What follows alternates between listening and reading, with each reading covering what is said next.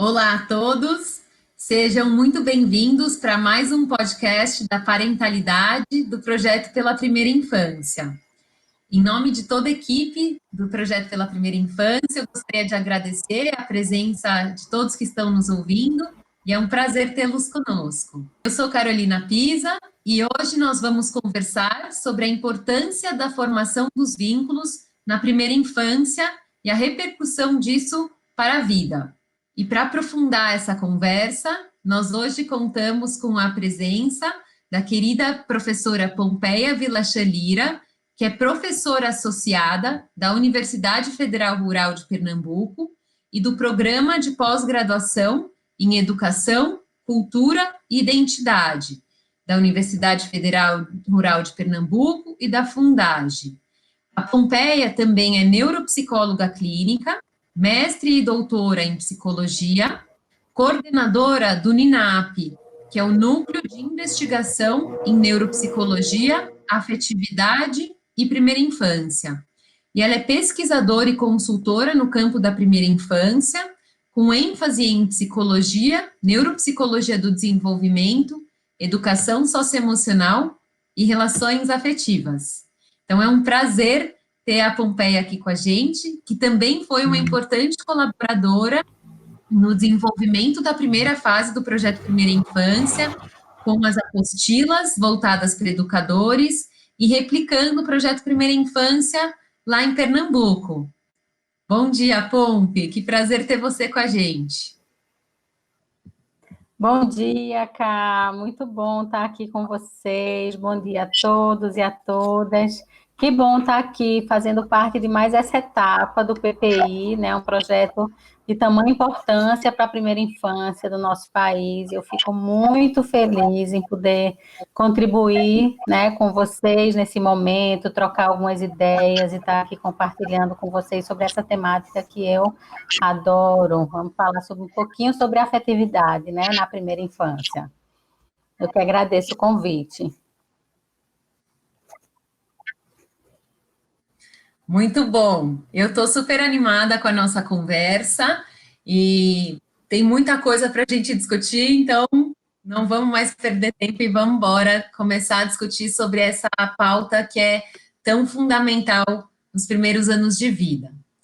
Pompe, eu queria começar discutindo com você um pouco sobre essas pesquisas que vêm sendo feitas nos últimos anos e que nos revelam que, embora os índices de mortalidade infantil tenham diminuído, e as chances dessas crianças brasileiras tenham aumentado nesses primeiros anos de vida, ainda tem muito para a gente fazer, né, pensando no desenvolvimento integral dessa criança. E por desenvolvimento integral, a gente se refere às questões físicas, cognitivas, socioemocionais, e não só a uma saúde básica, né? Então, a gente sabe também, por meio de estudos, que a formação de vínculos na primeira infância e nos primeiros anos de vida é fundamental. Então, queria que você contasse para a gente um pouco mais sobre o que quer dizer esse termo vínculo, o que quer dizer o termo apego, e por que ele é tão importante nesses primeiros anos de vida. Pois é, que pergunta importante para a gente começar, né? O vínculo, eu entendo que o vínculo e particularmente o apego no primeiro ano em particular, mas ao longo da primeira infância, é um kit de sobrevivência para esse bebê, né? Então, o bebê humano nasce completamente dependente dos cuidados de alguém e precisa encontrar num adulto acolhedor essa figura de referência que dê a ele o suporte, a alimentação, o cuidado, o colo, a higiene adequada, né? E existe alguns dados bem tradicionais da psicologia de desenvolvimento que eu acho belíssimos, que mostra como esse bebê, ele está completamente pré-programado para essa relação. Então, o bebê, Kai, ele reconhece o cheiro da própria mãe, ele reconhece a voz da própria mãe, né? Então, tem todo um movimento inicial de busca, né, de interação. A mãe, por outro lado, não consegue ficar alheia, ignorar, né? Existem vários estudos que mostram conexões e disparos neurológicos, inclusive, diante de um choro desesperado de um bebê. Então, tanto o bebê como a figura materna, que não necessariamente a mãe, nem a mãe biológica, né, mas aquela pessoa que se ocupa desse lugar de cuidador principal, existe uma predisposição desses dois para esse laço, para esse vínculo, né? Para que essa figura possa ser suporte de referência e garantir uma sobrevivência, num primeiro momento, né? Uma sobrevivência para esse bebê. Então, é muito importante que o bebê encontre em algum adulto de referência, que a gente chama, na perspectiva da teoria do apego, de figura de apego, alguém disponível para cuidar dele, para ajudá-lo a explorar, a construir uma qualidade de relação que faça com que esse bebê, essa criança, com o tempo, se sinta seguro para explorar novas conexões. Isso vai fazer com que ele construa modelos de relacionamento que serão o guia para os relacionamentos afetivos e sociais futuros que ele vai estabelecer, né? Então, é muito importante essa relação inicial, porque ela é a base, né? A gente diz assim, a construção da base, né, dessa casa, vem sendo muito utilizada essa metáfora, né? Então, a primeira infância se constrói a base da casa que vai ser desconstruída ao longo da vida, né? Então, a gente não tem como mudar essa base.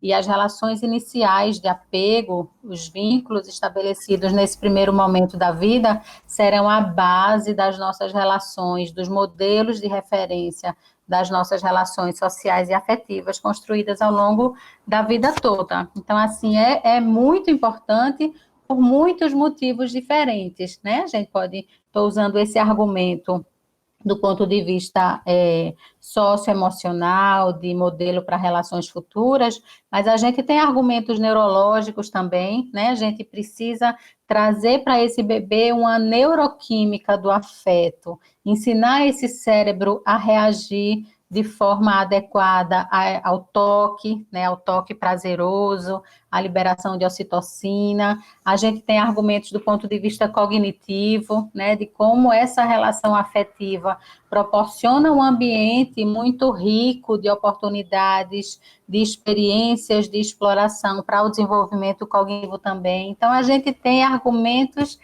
em todos os domínios, né? Se a gente pega o domínio cognitivo, o domínio socioafetivo, o domínio orgânico, neurológico, enfim, é fundamental. E aí você falou também da diferença entre os termos vínculo e apego, né? Isso depende muito da perspectiva que se adota, né? Assim, das traduções que chegam, muitos desses estudos são estudos clássicos da corrente inglesa da psicanálise da segunda metade do século XX, né? A gente pode falar desses autores mais para frente, mas autores como René Spitz, Bowlby, Winnicott, então escreveram inicialmente em inglês, né? E a tradução pode ter tido, né, pequenas adaptações em relação a essa nomenclatura, mas, de modo geral, a gente entende vínculo como construção de relações afetivas, que podem ser, por exemplo, entre pares, entre adultos que têm essa relação não é hierárquica, mas essa relação, né, assim, que possa ser considerada entre pares, que um pode ser suporte para o outro, não existe uma relação de dependência. Enquanto apego, a gente geralmente, o apego, né, vem da teoria de Bowlby, com a expressão attachment, e ele se refere a uma hierarquia, existe alguém, um adulto, né, geralmente a figura de apego, que é suporte para a criança. Então, existe alguém que é base segura e outra pessoa que usa esse adulto como base segura. Diferente do vínculo, que a gente pode ter vínculo entre amigos, vínculo entre parceiros, né, entre enfim, pessoas adultas que resolvem ficar juntas, que não significa necessariamente que são relações de apego. Não sei se ficou claro. Acho maravilhoso o que você falou, né? É muito fascinante esse tema e esses autores, eles já vêm aprofundando essa ideia, né, de apego. Você citou o Bowlby, os Spitz, a gente vai falar um pouquinho mais deles, mas ontem, essa semana, eu recebi um, um link de uma pesquisa de Cambridge que mostra, por meio de EEG, né, e imagem, que o cérebro do bebê, quando um adulto de referência começa a cantar, que o cérebro sincroniza as ondas com as ondas dessa mãe, né? Então, vai mostrando a importância mesmo dessa conexão e do cantar olhando para o bebê e dessa troca. Então, hoje em dia eu vejo que essas pesquisas todas, elas fundamentam, por meio de exames de imagem, aquilo que a gente já vem estudando na psicologia há anos. Então, para explorar um pouquinho mais a importância dessas pesquisas que vêm sendo feitas, eu queria discutir com você um pouquinho os estudos que foram feitos, principalmente na Romênia, né, que investigam a importância da formação desse vínculo na primeira infância, e isso já, como você bem pôs, se inicia logo após o nascimento.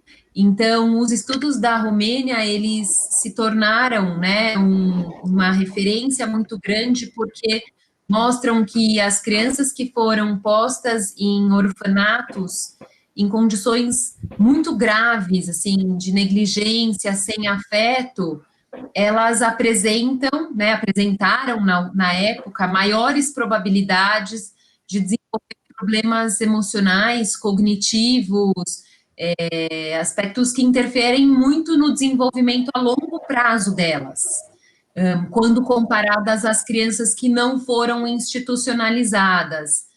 Então, você poderia contar para a gente um pouquinho mais, por que isso acontece?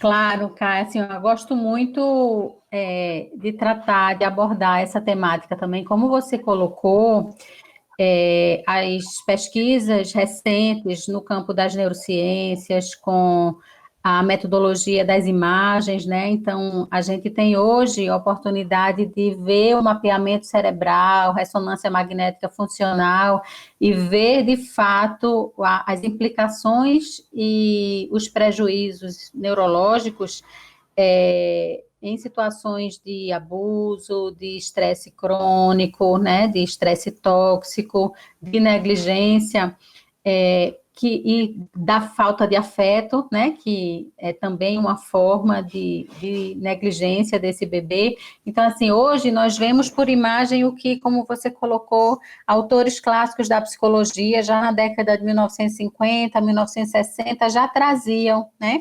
Então, eu gosto muito de mencionar nessa temática os estudos clássicos de Spitz. Spitz, na década de 1950, 1960, ele trabalhava essa temática de acolhimento institucional, é muito, muito cara para mim. Essa é uma linha de pesquisa no NINAP, né, que a gente vem trabalhando. Então, eu gosto muito de pensar que não é necessariamente o acolhimento institucional, estar numa casa de acolhida, ou como era chamado antes, no abrigo, não é o fato de ser uma criança institucionalizada que necessariamente vão existir os impactos, né? Os impactos vêm pela qualidade das relações e de oportunidade de experiências que esse bebê e essa criança vive nesse cenário. Então, o Spitz mostrou em suas pesquisas de forma muito detalhada, numa riqueza de detalhes das suas observações nos abrigos, o impacto da falta de afeto no desenvolvimento desses bebês. Então, os bebês e as crianças, eles tinham os cuidados considerados básicos na época, né, de higiene, de medicação, de alimentação, e o que faltava a esses bebês era o afeto. E aí ele viu, foi a primeira vez na literatura que se descreve que bebês, eles podem se deprimir por falta de afeto, né, o que ele chamou de depressão anaclítica. Se essa carência afetiva, ela se torna crônica, pode-se chegar num quadro que leve esse bebê a óbito, né, que ele chamou de hospitalismo. Então, pela falta de afeto, não era uma situação de maus tratos deliberado. No caso dos órfãos romenos, ali sim existia uma situação de privação importante, né, de negligência, de maus tratos, e essas crianças tiveram a oportunidade de ser adotadas posteriormente, sobretudo por casais da Califórnia e dos Estados Unidos, e tiveram um nível de estimulação muito grande, né, buscando minimizar o sofrimento nesse período de negligência vivida no orfanato. E o que já, assim, nesse caso, em exames de neuroimagem, se identificou foi implicações gravíssimas, então, volume cerebral muito diminuído no caso desses bebês, alterações de funcionamento no córtex pré-frontal, na parte mais central do cérebro, no sistema límbico, né, que tem uma relação muito direta com as questões de desenvolvimento socioafetivo, que não conseguiram ser revertidas em função de tudo que se fala do neurodesenvolvimento, de existirem períodos sensíveis, janelas de oportunidade para o neurodesenvolvimento, que a gente sabe que é a primeira infância. Então, o caso também, hoje existe uma literatura muito vasta no campo do estresse tóxico, né? A gente sabe que a afetividade, ela molda o nosso cérebro, seja a afetividade positiva, seja o estresse tóxico, né? Vai levar a mortes de neurônios, né? A hipofuncionamento de determinadas áreas cerebrais muito importantes. Então, hoje é inquestionável a importância da qualidade dessas relações afetivas, né, e do impacto do estresse tóxico.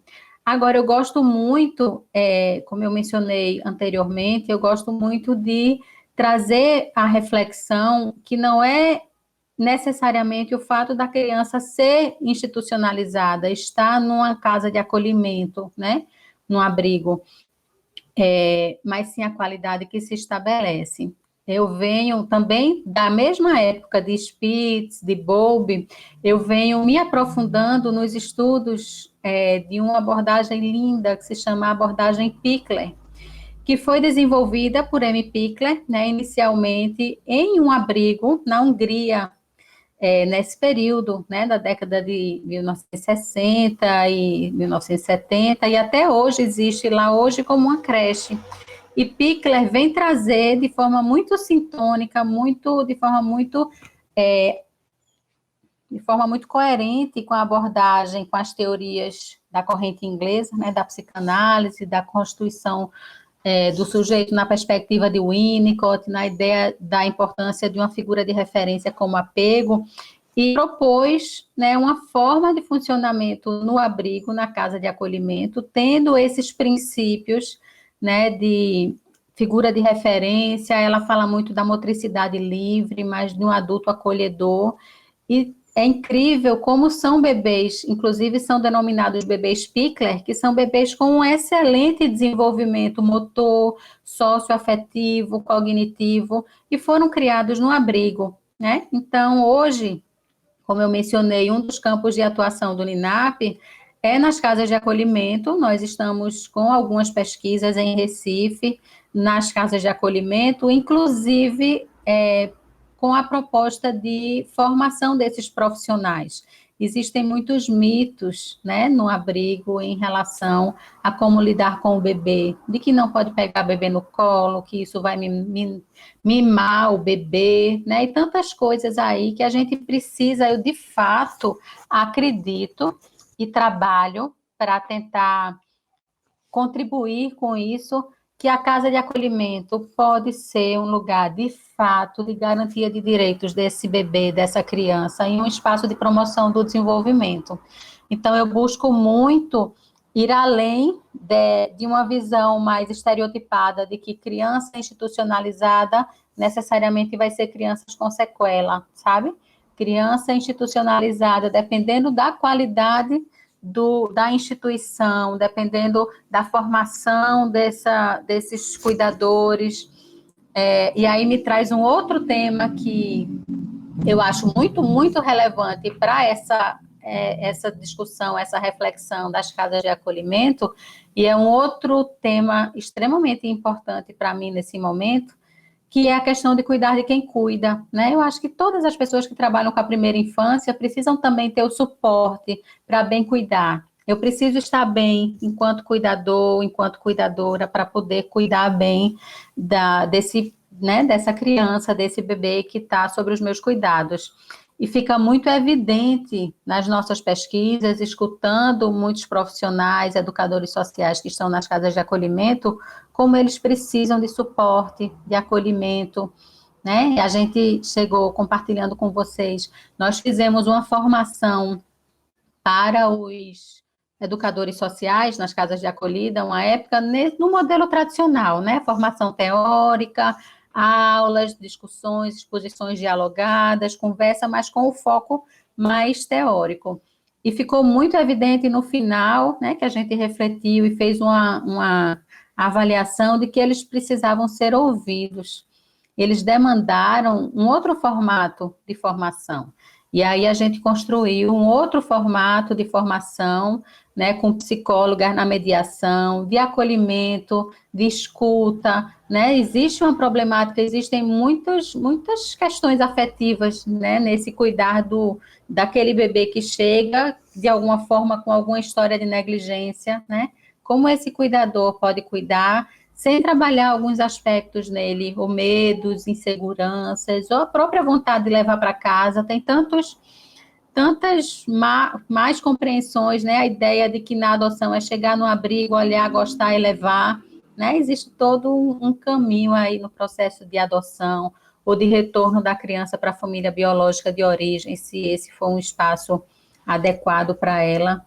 Enfim, essa é uma outra temática que eu tenho um carinho enorme, né? Eu não acho que eu contemplei a tua pergunta, mesmo tendo divagado um pouco, né? Caminhado para outras searas, porque, de fato, essa é uma temática que me toca em particular, né? Me toca em particular do ponto de vista profissional, do ponto de vista de educadora, do ponto de vista de formadora e no lugar de mãe, né? Minha filhinha foi adotada, ela chegou para mim com 10 meses e eu tenho muita gratidão, inclusive, pela casa de acolhimento que ela passou os primeiros 10 meses de vida dela, né? Um período tão importante, que eu acho que eles, apesar de não ser uma família, eles fizeram um bom trabalho de acolhimento dela, né? Isso até me emociona um pouco pensar, né, nisso. E hoje eu me vejo, enquanto profissional que tenho esse conhecimento, desejando e investindo e trabalhando para que outras famílias possam receber os seus filhos, tendo eles passado um tempo num espaço que pode ser, sim, um espaço de promoção, de desenvolvimento, um espaço de garantia de direitos, e não mais um espaço de sofrimento, sabe? Como a gente tem no histórico das instituições de acolhimento. A gente pode mudar, né? Eu acredito que a gente pode mudar esse cenário com o nosso trabalho, com o nosso conhecimento, com a vontade de fazer diferente.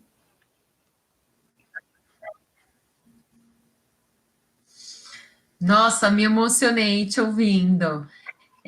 Que importante isso que você está falando, né, Pompe? E quero só retomar um ponto que, que é a base de tudo que a gente está falando, né? Que é sobre o cuidado e a importância da qualidade das relações, porque tudo isso que você traz num contexto de instituições também é fundamental em qualquer núcleo familiar. O fato da criança estar inserida numa família né, com mãe, pai, avós, não necessariamente garante que essa família vai ter esses cuidados e essa qualidade na relação, né? Então, esse vínculo familiar, ele pode ser estabelecido por quem tem um vínculo biológico com a criança e por quem não tem, né? Esse vínculo afetivo, ele vai sendo desenvolvido por cuidadores, e o fundamental é a gente cuidar da qualidade disso.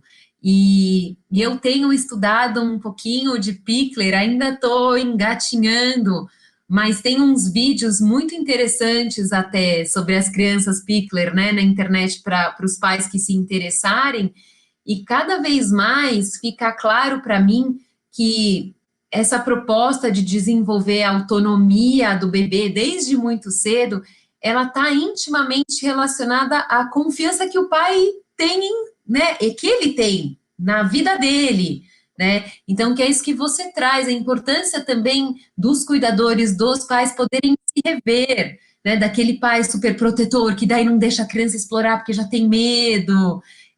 Então, é muito interessante ver como é uma abordagem que valoriza a autonomia da criança e a exploração dela como uma forma de adquirindo novas habilidades, né? Mas até queria aproveitar esse gancho da gente estar falando e olhando para o cuidador, né? Seja ele pai ou não, e a gente sabe que essa disponibilidade, que é essa qualidade da interação desse cuidador com a criança, que ela também interfere de uma forma muito importante na maneira como se desenvolve esse estilo de apego da criança, né? Então, você podia contar para a gente um pouquinho mais essas diferenças dos diferentes tipos de apego que se desenvolvem nesses anos iniciais? Que bom, Kai, essa tua pergunta, eu acho que você, inclusive, já introduziu, né, a resposta que vai justamente na direção da qualidade dessas relações. Para Bowlby fala de um tripé que vai construir esse modelo de representação mental, que eles chamam modelos internos de funcionamento, foi assim que eu traduzi, mas internal working models, mas que são modelos que ajudam a criança a responder. Quem é meu cuidador? É uma pessoa responsiva, que cuida de mim quando eu me machuco, enfim. Quem sou eu? Eu sou uma pessoa competente, eu sou uma pessoa medrosa. Como é o mundo? O mundo é um ambiente acolhedor, é um ambiente assustador, né?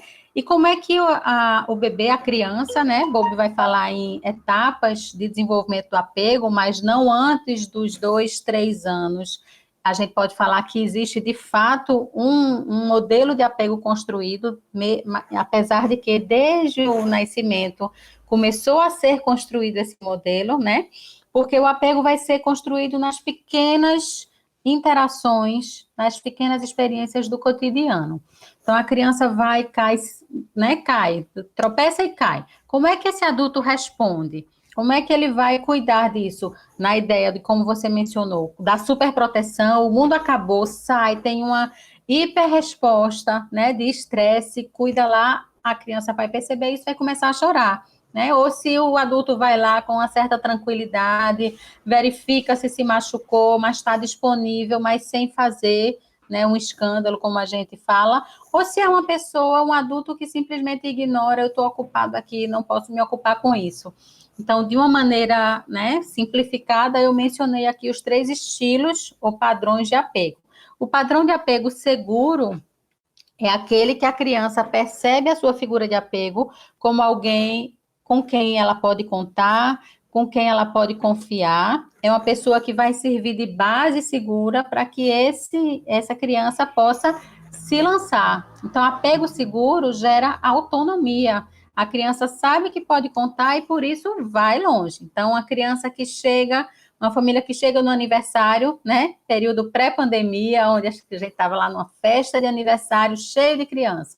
A criança chega no aniversário, vê que os pais, a mãe, a figura de apego vai ficar naquela mesa. Ok, estou aqui, e ela vai se embora, brincar, explorar. Se ela cair, ela sabe que alguém vai lá cuida, né? Se tiver uma briguinha, vai ter alguém que vai dar suporte. Então, apego seguro, existe a base segura que leva essa criança à autonomia.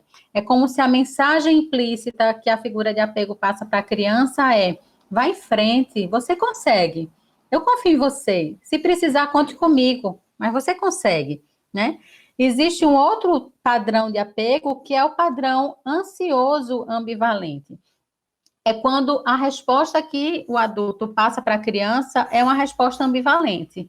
É uma resposta, às vezes, de acolhimento, às vezes de superproteção, né? Como se passasse a mensagem para a criança: você não vai suportar sem mim, desde que eu faço, você não consegue, né? De antecipação e de resolução do problema por essa criança. Então, vai ou superproteção ou autoritarismo, que leva uma mensagem confusa para a criança e ela gruda aquela ideia, né? Olha o passarinho, então a gente ouve tanto, né?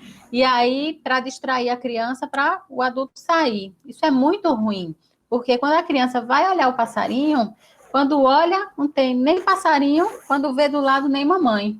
Logo, ela gruda. Essa é uma forma, né, que no senso comum, de maneira equivocada, se passou a entender apego como grude. Fulano é apegado demais, no sentido de fulano é grudado demais. Aí está se referindo a um estilo de apego inseguro, né? Não que todo apego seja assim. E existe o padrão de apego inseguro evitativo, né, ou evitante, esquivo, que é aquela ideia, a mensagem que passa para a criança é: eu estou ocupada, se vire, eu não posso, não estou disponível, eu estou aqui no celular, eu estou aqui vendo o jornal, não apanhe na escola, se chegar em casa apanhado, apanhe em cima. Então, leva a ideia à criança de que ela está sozinha, de que ela não pode contar com esse adulto, não é um adulto responsivo, cuidadoso, atento, é um adulto que, apesar de gerar essa esquiva, existe um apego, é a figura de referência, né? É uma outra temática que se fala, assim, por exemplo, de abuso sexual, crianças abusadas, violentadas, negligenciadas, constrói vínculo mesmo com o seu agressor, porque é a figura de referência. É um vínculo não saudável, né? É um apego inseguro, né? E é outra discussão que a gente um dia pode continuar essa conversa. Mas existem esses 3 modelos de apego. E isso vai ser muito importante porque vai servir de base, de referência para as relações futuras que essa criança vai construir, né? Se ela não pode contar com as figuras principais, com as figuras iniciais de apego, vai ser difícil ela confiar e contar com amigos mais para frente, com parceiros de uma relação de maior intimidade, né? Ela tende, isso pode ser modificado, né? Mas ela tende a utilizar esse padrão inicial como a referência e o modelo para guiar as relações futuras dela. Sim. Pompe, eu te ouvindo, me veio muito como exemplo o que eu venho chamando das mães tarefeiras, assim, que é aquela mãe que cria rotina, que organiza, que tem hora do banho, tem hora de dormir, tem a hora de fazer tudo, mas que às vezes não cuida da qualidade da presença, né? Que eu acho que é outra palavra importante. E, e eu acho que aí tem um desafio grande, porque às vezes são as mães mega organizadas, mas o colo, a rotina, o horário, ele ganha um espaço maior do que a qualidade da relação, né? Do que olhar e cuidar do tempo dessa criança, do que ela está precisando, de que talvez agora deveria ser hora de fazer alguma coisa, mas que talvez valha a pena investir nessa troca, nessa presença com a criança. E aí me veio esse exemplo, porque às vezes essas mães são muito certinhas, muito corretas, mas infelizmente isso não garante que o apego vai ser seguro, né? Uhum. Pois é, Kai, e até traz a ideia de o estilo ansioso, né? No sentido assim, está sempre antecipando. A criança não tem o tempo do ócio, de criar, de definir, a autonomia de parar para, né, para poder deixar a criança explorar, porque tem sempre uma agenda a ser cumprida. Então, são mães, né, com boas intenções, se a gente puder usar essa expressão, né, a intenção é de estimular, entre aspas, né, de organizar, de fazer tudo como dizem que deve ser feito, mas não dá a oportunidade da livre criação, né, para essa criança, do ócio, né, e aí vai ser uma criança que termina ocupando uma postura de maior passividade, porque sempre tem alguém que diz o que é para fazer, né, sempre tem um schedule, uma rotina, né, organizada previamente a ser cumprida, que ele não tem o espaço da criação, por exemplo, né? Muito, muito legal essa lembrança tua, porque eu acho que ilustra super bem. Ótimo, ótimo. E adorei o seu comentário. No fundo, é o nosso constante desafio do equilíbrio, né? De não ir excessivamente pelo caminho de rotina, de planejamento, e de não também ficar num outro extremo da permissividade, né? É esse meio do caminho da gentileza com a firmeza. E aí, queria até retomar um dos pontos que você trouxe com relação aos apegos inseguros, e aos pais ansiosos, ou às crianças que também vão desenvolvendo, né, uma ansiedade maior, porque é muito importante a gente comentar sobre essa preocupação crescente, né, com relação à saúde mental das crianças. Os estudos vêm mostrando que 13% da população infantil, com até 6 anos, né, já apresenta sinais de algum possível transtorno mental, isso pré-pandemia. E as pesquisas vêm reforçando a importância desses vínculos familiares como algo fundamental, como um fator de proteção, né, para que a criança constitua um desenvolvimento emocional saudável.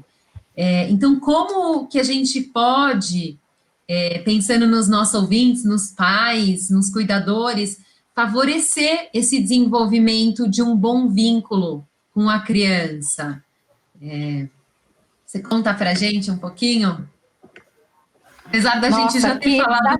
desafio, né? Mas eu acho que essa é uma questão, assim, que traz uma preocupação muito importante, que é com a saúde mental, né? Com o desenvolvimento emocional saudável, que a gente está falando sobre isso de modo geral, mas eu acho que é muito pertinente a gente tocar nessa questão de uma maneira mais específica, ainda mais nesse momento que a gente está vivendo, né? De pandemia. Esses são dados que você apresentou pré-pandemia.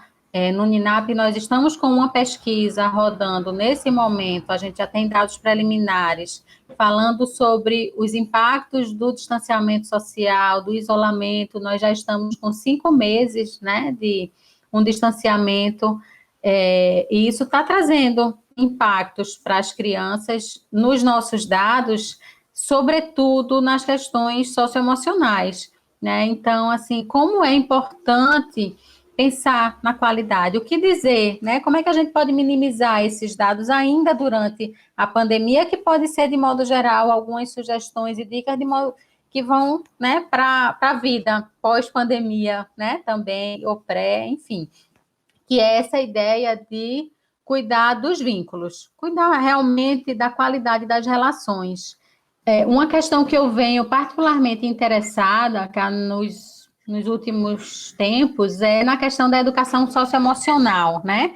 Inclusive, de trazer essa questão desde os pequenininhos. Então, como é importante a gente ajudar a criança desde pequena no autoconhecimento, a entender o que é que está sentindo, a nomear as suas emoções, né? A tentar conduzir essas emoções de forma adequada, né? A não, por exemplo, estar com raiva, é um direito ele ter raiva, mas ele não pode ser agressivo com a outra pessoa, né? Como lidar com isso? Trazer a questão da empatia, do como é que o outro vai se sentir se você né, for grosseiro ou falar com ele dessa forma, eu entendo que você está aborrecido, e ajudar a criança pequenininha, tô falando aí de criança de 2 anos, 3 anos, né, aí dando nome aos seus afetos, aí ajudando ela a encaminhar esses afetos de uma maneira saudável, de uma maneira adequada, a pensar em formas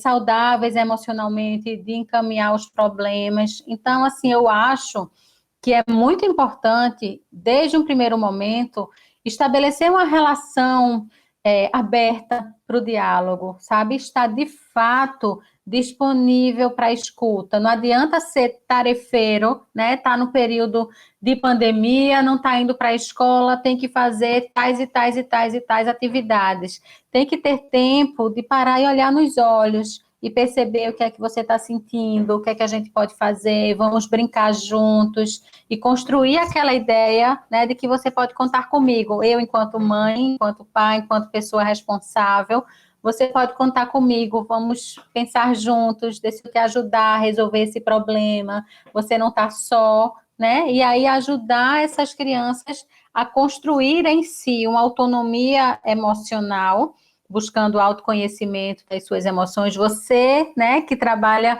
que não só trabalha, mas é uma praticante da meditação, né, trabalhando, estudando e pensando a importância do mindfulness para os pequenininhos, para os cuidadores, né, ter um tempo de parar, respirar, contemplar, se perceber, perceber o outro. Então, assim, eu acho que isso é muito importante. São dicas muito preciosas para o fortalecimento de si, né, do outro e da relação. Eu acho que esse é o caminho, sabe? Porque as dificuldades existem, e juntos, quando estamos juntos, enquanto, né, de modo geral, mas enquanto família, é mais fácil superar os desafios. Juntos, verdadeiramente, sintonizados, mais do que juntos, sintonizados, em sintonia, em parceria, né? Eu acho que vai ser mais fácil. E a gente pode fazer, sim, isso com crianças pequenas, a gente pode ter nos nossos pequenininhos de 2, 3 anos, parceiros de contemplação, de respiração, de reflexão sobre os seus próprios estados emocionais, compartilhar que às vezes você também não está bem e que precisa de ajuda para ficar melhor, né? Quais são os recursos que você, adulto, usa? Será que não são recursos que podem ser compartilhados com ele, né? Com a criança? E nessa ideia do autocuidado, a gente, enquanto adulto, para cuidar, é quase que um mantra recente, né? Para eu cuidar bem daquela minha primeira infância, daqueles que eu amo e que são pequenininhos e precisam de mim, eu preciso estar bem. A velha metáfora da máscara de oxigênio do avião, né? Se está numa situação de emergência, eu primeiro preciso botar a máscara em mim, respirar, me fortalecer para poder ajudar e fortalecer quem está junto de mim, né? No nosso caso, da nossa conversa, os nossos pequenos e pequenas da primeira infância. Então, eu acho que é isso.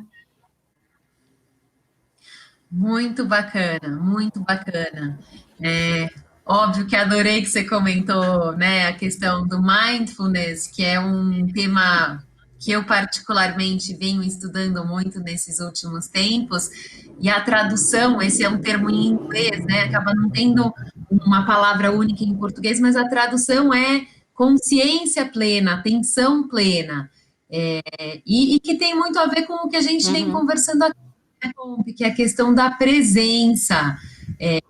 Isso na infância vai ser diferente do adulto, né? Às vezes a criança ela vai estar praticando isso pintando, mexendo com a massinha, praticando costura, ou, né? Claro que com a linha grossa, agulha grossa, tudo dentro do que cabe para a idade dela. E isso também é a gente ajudar ela a desenvolver essa presença, ela estar presente no que ela está fazendo. O importante é a gente permitir esses momentos de conexão da criança, né, com ela mesma, com o tempo dela, com o interesse dela, para que ela cada vez mais vai descobrindo o que ela gosta, o que ela pensa, o que ela sente. Então, acho que foi lindo ouvir você falando também dessa questão socioemocional que é fundamental, né? O fato dela expressar um comportamento não necessariamente quer dizer que ela sabe o que está passando por dentro dela, né? E nós adultos somos importantes tradutores. E para a gente poder traduzir para o outro, a gente também precisa conhecer isso na gente, né? Mas, enfim, eu podia ir embora aqui viajando nas suas reflexões, mas a gente já está chegando ao fim dessa nossa conversa tão bacana. Então, para finalizar, Pompe, você gostaria de deixar alguma mensagem, alguma dica, alguma reflexão? Eu acho que eu já falei, Cá, mas assim, eu queria reforçar essa ideia de que cuidem-se, vocês adultos, né? Eu saí que por amor muitas vezes a gente deixa de se cuidar para cuidar dos nossos pequenos, mas a gente precisa se cuidar, se fortalecer, né? Cada um tem que criar as suas estratégias de autofortalecimento, mas eu acho que são essas as duas mensagens que eu queria passar no final. É a importância de cuidar de quem cuida, né, do autocuidado do cuidador e a importância da presença, que não vem com presentes, não vem com superatividades, vem com, não sei se essa expressão existe, mas eu vou utilizar ela, a inteireza. Você está inteiro, né, pleno, né, talvez seja uma expressão mais adequada, mas a gente poder estar verdadeiramente presente na interação, olhando nos olhos, percebendo as expressões, né, das nossas crianças, podendo regular os nossos afetos, né, por esses retornos, poder encontrar prazer em estar junto, seja brincando, seja conversando, seja, enfim, cada família vai encontrar o seu caminho, né?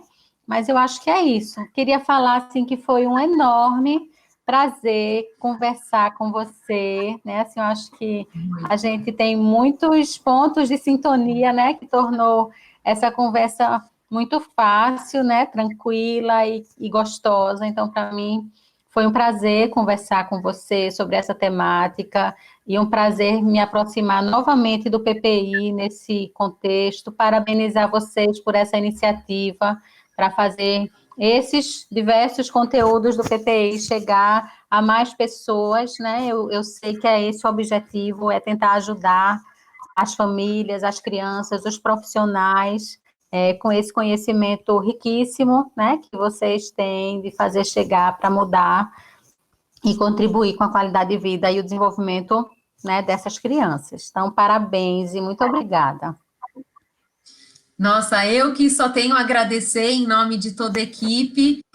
Tenho certeza que a Mônica, a Adriana, que é responsável por esse projeto de mestrado, e todos os outros membros da equipe também vão estar muito satisfeitos com essa nossa troca. E te parabenizar por esse trabalho maravilhoso. Para mim foi um privilégio poder estar aqui à frente te ouvindo. É sempre muito gostoso te ouvir. E saber mais dessas pesquisas tão relevantes que você faz. Então, que isso possa chegar a muitas pessoas e que a gente siga levando essas informações tão fundamentais acerca desse tema que a gente gosta tanto, né? Obrigada, Pompe. E eu convido todos vocês que nos ouviram. Querida. Imagina! Então, eu agradeço também quem esteve aqui com a gente, ouvindo essa nossa conversa, e convido vocês a ouvirem os próximos podcasts de parentalidade do Projeto pela Primeira Infância. Então, obrigada e até a próxima.